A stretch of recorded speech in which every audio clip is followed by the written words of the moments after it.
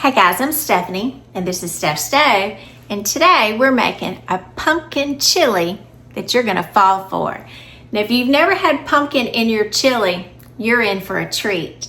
The pumpkin makes it just hearty, rich, thick, cozy, and perfect for all those fall nights. So, I've got my large Dutch oven out. Let me show you how to do it.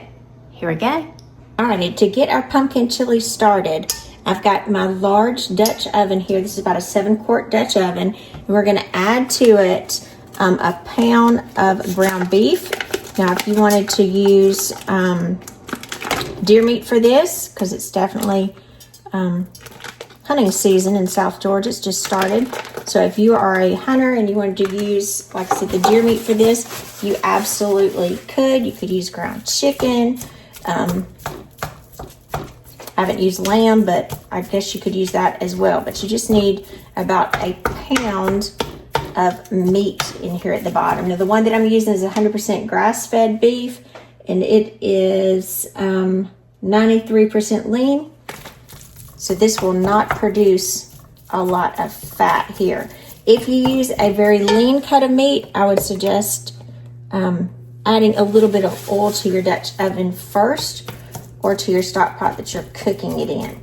Now, first thing, as with anything, we need to brown our meat before we start adding everything else. So let's keep working this meat around. I've got it on medium heat until it is cooked and browned, and we see very little pink. So I'm gonna keep cooking this, and we'll be right back. All right, our hamburger meat has been cooking for about 5 or 6 minutes, and it's nicely brown. There's no more pink at this point. So I'm just gonna move that around. And because I had a lean amount of ground beef for my hamburger, didn't render very much oil, or grease from it, so I don't need to worry about blotting it. Now, if you use a higher fat content, you may want to remove some of the grease that has rendered from the ground beef, but again, I don't have that much, so I'm just going to leave it. Now, to this, move this to the side, we are going to add some minced garlic. So I'm going to add 1 teaspoon of minced garlic. Now, if you want to mince a fresh garlic on your own, that's fine. I generally have the jarred garlic because it lasts longer and I tend to use it a little bit more. 1/2 teaspoon of red pepper flakes. Now, if you like it a little spicier, add just a little bit more. That'll kind of be up to you, or you can wait and add a little bit more at the end, depending on what the seasoning is and how spicy hot you want it. All right, so just blend that around so that meat gets well infused with the flavors there, just really quickly. Then we're going to add, and I've already chopped these up. This is 1/2 of a large onion. It's just a white onion here. Chopped up, get all that out.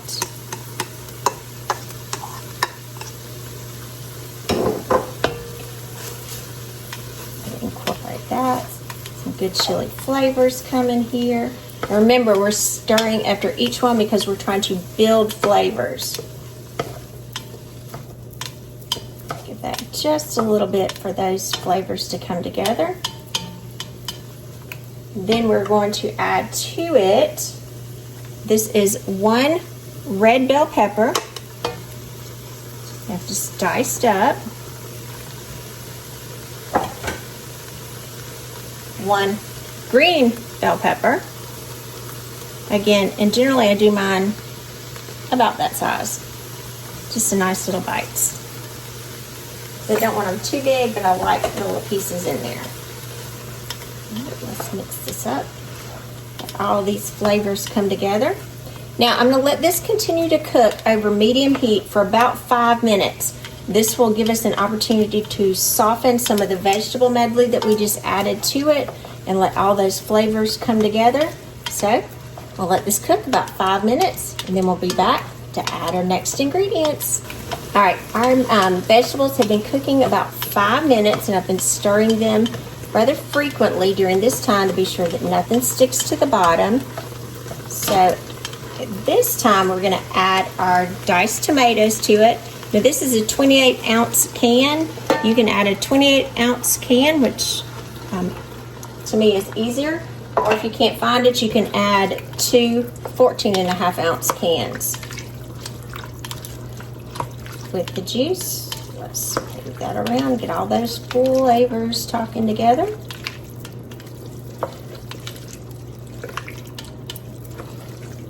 Love all the pretty colors. Isn't that pretty? That come together with this. It's just beautiful. Now we're going to add our beans to this. Now I went ahead and I've rinsed and drained the beans that I'm going to be adding to this. Remember, whenever you're adding canned beans, always not only rinse them but drain them. Run them under a small colander or a strainer until that they kind of run clear. So in this, so you'll see I have 1 can, and these are all 14.5-ounce cans of Great Northern beans, 1 14-ounce can of light red kidney beans, and 1 can, 14.5-ounce, of black beans. So you got a lot of colors and textures coming together here. Now I like to use the light red kidney beans. If you prefer the dark ones, that's fine. I just think the light red kidney beans, they just have a softer consistency as far as the outer casing on the beans. It's just my preference. But again, if you want to use the dark ones, that's fine too. Or if you didn't like the Great Northern beans, maybe you want to substitute another white bean, cannellini beans, or something of that nature, that would be fine. You could kind of customize this to your own personal preference. And you can see we've got a thick consistency at this point. So this is exactly what we want, because personally I like a thick chili. All right, next we're going to add 1 can, 14.5-ounce, make sure it didn't say 15-ounce, of fire roasted tomatoes. So if you're not seeing fire roasted tomatoes, it's going to give a little extra depth of flavor here. Blend that together.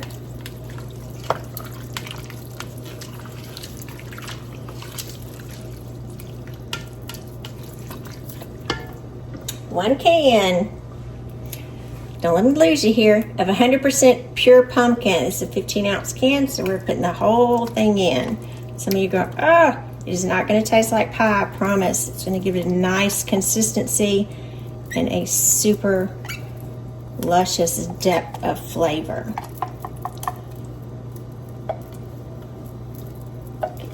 Make sure you scrape and get every bit out.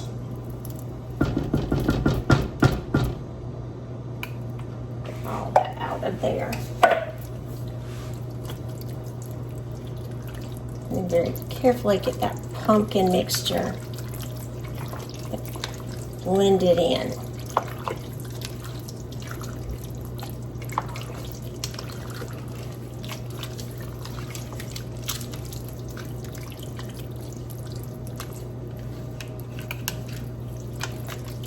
Right, once that's blended through, we're going to add this is an 8-ounce can of tomato sauce. All of that out. And you can see this is a really simple recipe. It's a lot of just adding, layering the flavors, allowing it to simmer between each one for all of these flavors to come together. All right, now that we have this well incorporated, we are going to again, we're still over medium heat, so we're going to allow this to sit, and we're going to start every few minutes for about, I would say 5 or 10 minutes, and let these flavors come together before we start adding our seasonings. So let's let these wonderful flavors get to know each other. We'll be right back. All right, our chili has been cooking for about 15 minutes, and it's coming together really, really nicely. So now it's the time to add all of our wonderful spice seasonings to it. So I went ahead and measured these out so you can see what we're going to add. We're going to add here, this is 2 teaspoons of pumpkin pie spice. Yes, trust the process here. 2 teaspoons of chili powder and 1 teaspoon of ground cumin. And we'll blend those together. So this is gonna be a wonderful, wonderful warm flavors going in there. And we need some, I just got a whiff of it. That was delicious. And I just have some salt and pepper here. This is 1 teaspoon of salt, regular table salt, and half of a teaspoon of black pepper.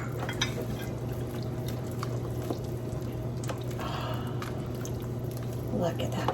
Whew. And when every time I stir, when those flavors are hitting, oh my gosh. Whew. That's delightful. Yum, yum, yum. Look at that. And see, that pumpkin just adds that wonderful texture to it. The flavors coming off right now are amazing. I'm just stirring to be sure that these are well combined. And I like using this spatula here, 1, because it's not stick, number 2 is because I can maneuver it really well, scraping the bottom to be sure that nothing is sticking. Now, this entire time that we've had, you can see it thumping in there, we have had this over medium heat. At this point, I'm going to reduce it to low for just a simmer. And we're going to stir it every few minutes, I would say about every 10 minutes or so, and just let it simmer for about 2, maybe 3 hours. If you have extra time, let it go 3, because we all know the longer that chili kind of cooks low and slow, the better it is. So we'll let this simmer for a couple hours, and then we'll be back to taste it. See you back in a couple hours. All right, after a few minutes, when your chili has reached the simmer point, make sure you stir it really well, and whatever spoon you're using to stir with, go ahead and leave it to the edge, and I'm gonna add the lid to it, cracking the pot with the side of my spoon here, and leave it halfway covered while it's simmering. So let's keep this beauty simmering. Alrighty, our pumpkin chili has been simmering for a couple of hours, and you can see it's getting just thick. Look at that. Yummy, yummy, yummy. Now let's try to plate this up and get us a bowl of it. So we're having pumpkin chili. Nothing better than to use our little pumpkin bowls for it. So let me go ahead and get this. Look at that.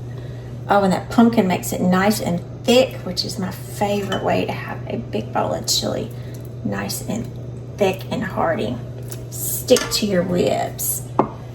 Then I like to go in with a little scoop of sour cream on top. I think I'll use that spoon. And of course, some cheese, like a little Mexican style shredded cheese on top. Look at that. The perfect bowl of chili. I'm Stephanie, and this has been Steph's Stove, where today we made us a hearty, big, heaping bowl of pumpkin chili. Look at that. Look at that. Not good.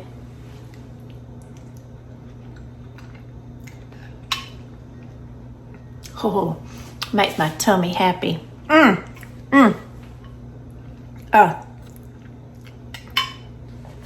that's some good chili. Now, some of you will say, does it taste like pumpkin? No, it does not taste like pumpkin. The pumpkin actually makes it nice and thick, helps develop those wonderful, warm, hearty flavors in there. The pumpkin pie spice gets this depth of warm flavors, and it's rich and just good. It's good to your mouth, good to your tummy, and just delicious. If you have a whole Saturday afternoon to let it kind of simmer on low, even better. So remember, give us a thumbs up, click that subscribe button for more great content like this. Steph's Stove, we're making memories, one dish at a time. Thanks for watching, guys. Have a wonderful evening.